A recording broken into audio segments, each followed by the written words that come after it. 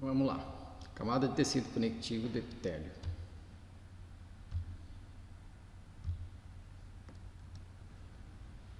Então, todo epitélio glandular ele se situa em uma camada de tecido conectivo, né? A lâmina própria da mucosa, e tem basicamente três funções: transporte de substâncias, proteção mecânica, defesa imunológica específica e não específica. A camada muscular do epitélio, em determinadas secções das paredes dos órgãos, né, por exemplo, o canal alimentar, que já foi mencionado aqui, ele compõe-se de uma terceira camada, que é a lâmina muscular da mucosa. Essa camada ela compreende células musculares lisas que são responsáveis pela motilidade do epitélio. O tecido conectivo visceral ele tem as seguintes funções, né? Ele forma uma cápsula externa que envolve os órgãos, né, dando formato, estabiliza o órgão na sua posição, né, dando a forma que eu comentei, e fornece caminhos do tecido conectivo para os vasos e os nervos, tá? Se manterem conectados e receber suprimento, tanto vascular quanto nervoso. Dois tipos de tecidos, né? O tecido conectivo não específico, também que é denominado de estroma, né? Ou tecido conectivo intersticial, e o tecido específico do órgão, que também é denominado de parênquima, né? Por exemplo, parênquima renal, parênquima hepático, parênquima pulmonar. Ele é específico de cada órgão, né? Ele vai definir a função do órgão, tá? Por exemplo, o parênquima hepático é o que desenvolve a função do fígado, o parênquima renal que desenvolve a função dos rins e assim por diante.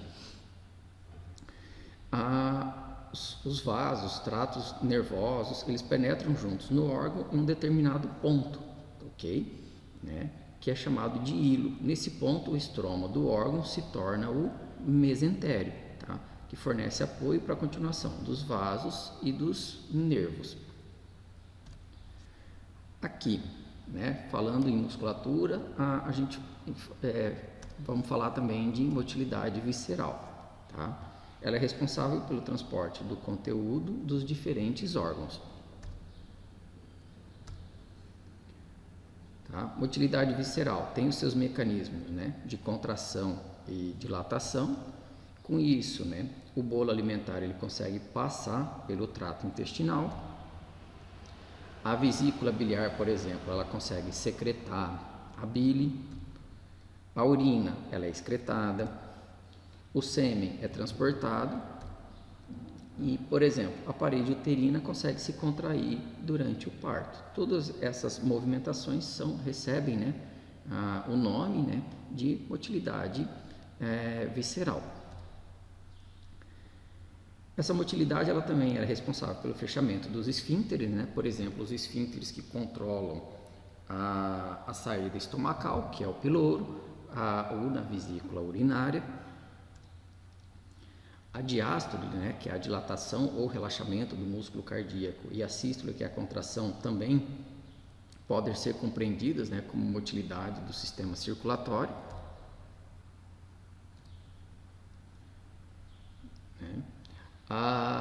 E aí a musculatura que faz essa motilidade, geralmente, ela costuma ser de tecido muscular liso, ok?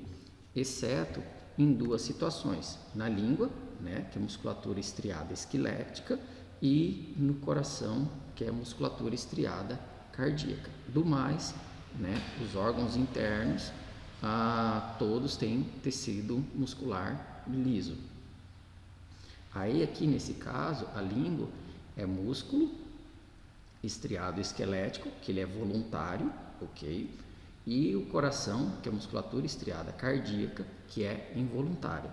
O músculo liso, ele é involuntário também, ou seja, não depende da nossa vontade para se movimentar, né? Ele é inervado por nervos do sistema simpático e parasimpático, né? Que eles tanto podem desenvolver funções inibitórias, né? Como excitatórias, certo?